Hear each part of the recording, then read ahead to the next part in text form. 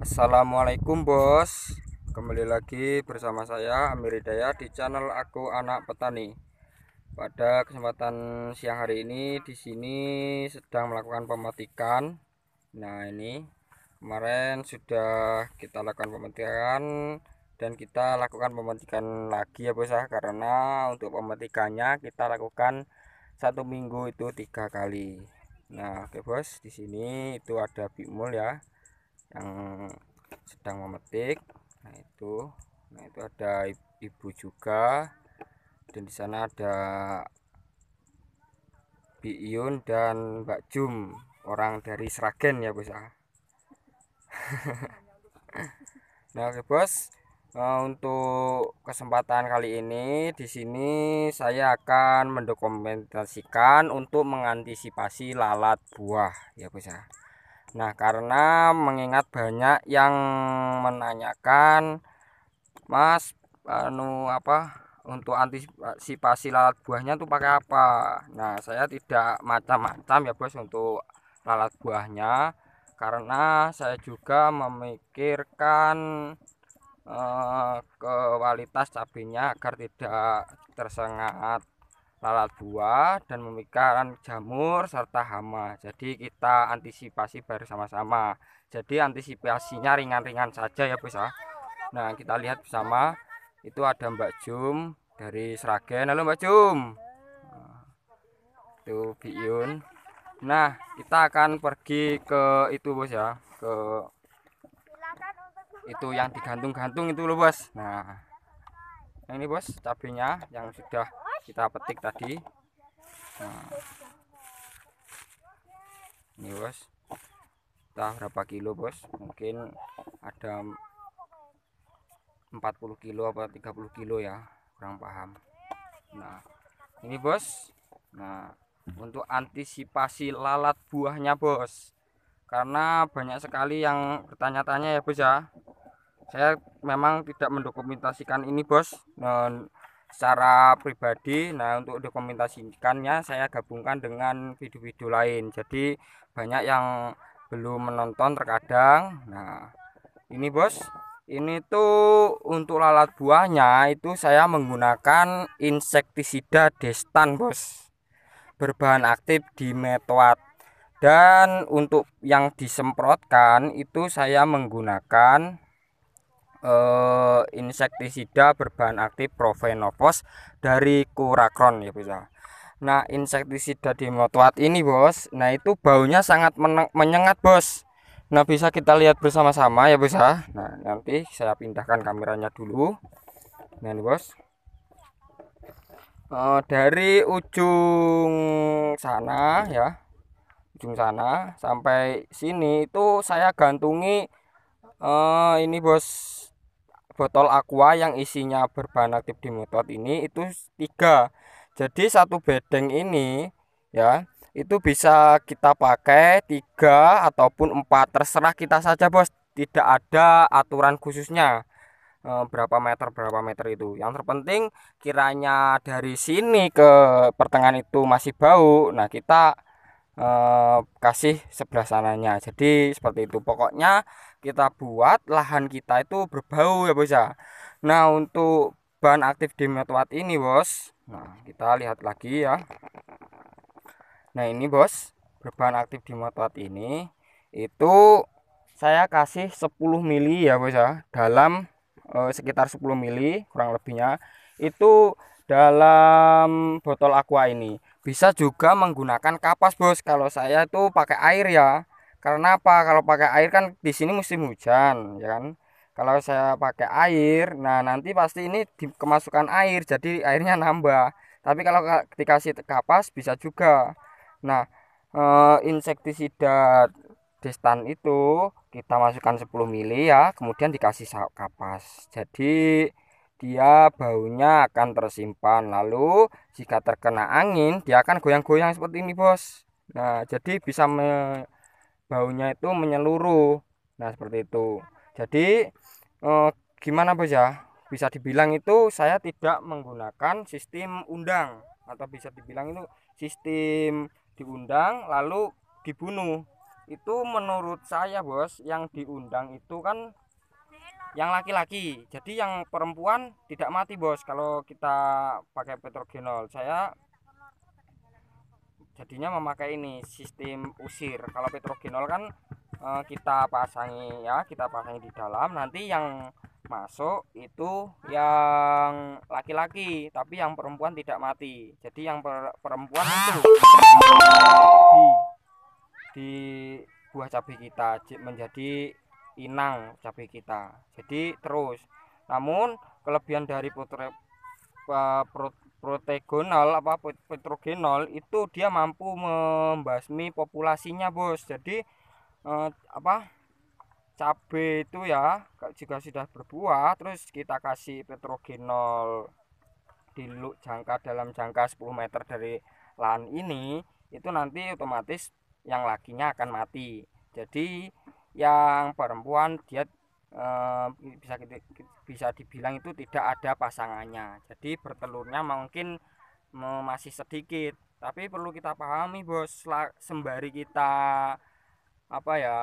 kita menunggu mati yang laki-laki itu, nah telur pada yang betina itu sudah diinangkan ke cabai kita, takutnya seperti itu. Jadi inang itu sudah bertelur lagi terus lagi, jadi bertelur menetas menjadi perempuan. Nah seperti itu, dan laki-laki akan berkembang biak lagi terus seperti itu.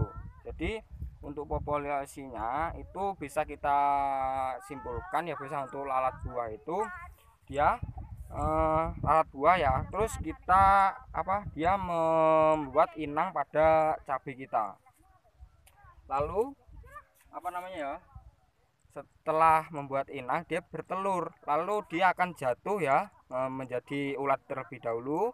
Dia akan jatuh ke tanah. Nah jatuh ke tanah itu dia akan menjadikan ulat itu sebagai pupa. Nah pupa itu yang nantinya akan menjadi lalat buah lagi dan berkembang biak lagi seperti itu. Jadi siklus hidupnya itu bisa dibilang itu panjang bos. Jadi umur tanaman cabai kita sama siklus hidup lalat buah itu sama. Nah, seperti itu. Jadi kalau kita tidak antisipasi dengan mengusirnya, otomatis siklus hidup lalat buah itu terus-terusan saja di ini bos, sampai kita mau menanam lagi. Jadi tanam ini selesai, namun pupa yang ada dalam tanah itu akan menetas lagi menjadi lalat buah lagi. Jadi kita tanam lagi, cabenya terserang lalat buah lagi seperti itu. Namun ya, kalau menurut saya pribadi nih ya, kalau jika ada salah ya bisa kita sharingkan bersama ya. Nanti bos, kalau menurut saya pribadi bos ya, itu kalau kita sistem usir itu otomatis ya lahan kita akan menjadi bau. Nah dengan dibantu disemprotkan, jadi sembari kita ininya ya, kita bekali dengan ini agar selalu siang malam itu bau. Nah kita sembari menggunakan insektisida yang berbau tajam seperti berbahan aktif propenopos dan dimetoat. Dia juga bisa terkena lalat buahnya, dia akan mati, jadi membunuh dan mengusir seperti itu. Kalau kita menggunakan petrogenol saja takutnya itu yang laki-lakinya mati, tapi yang yang lalat buah betinanya itu dia akan bertelur. Nah bertelur itu kita tidak bisa membunuhnya lah bos ya, bertelur itu. Nah seperti itu, jadi langsung bertelur menjadi pupa terus jadi lalat buah lagi dan perempuan, jadi berkembang biak terus seperti itu.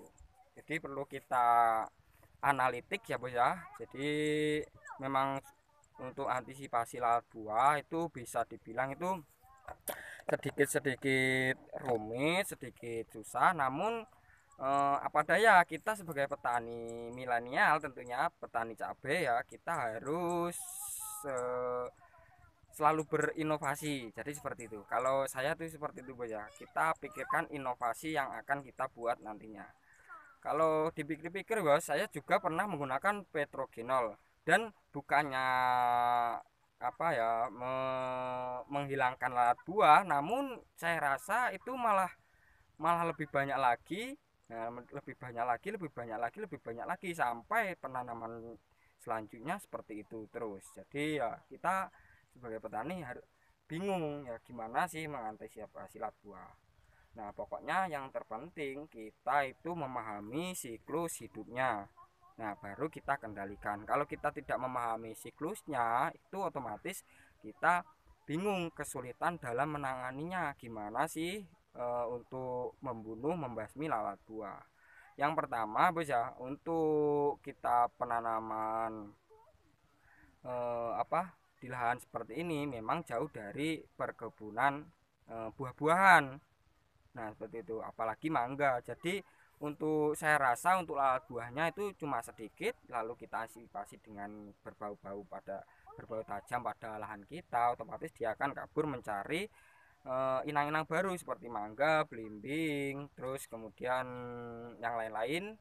Jadi merasa sedikit terbantu ya bisa. Namun kalau kita menanam cabai itu di samping rumah yang ada mangga itu yang sudah masak ya bisa, yang sudah masak, otomatis itu lalat buahnya akan banyak. Jadi kita usahakan untuk menanam cabai jangan pas buah mangga kita di depan rumah atau di samping rumah itu sudah berbuah, takutnya dia akan berkembang biaknya lebih cepat lagi. Jadi sembari kita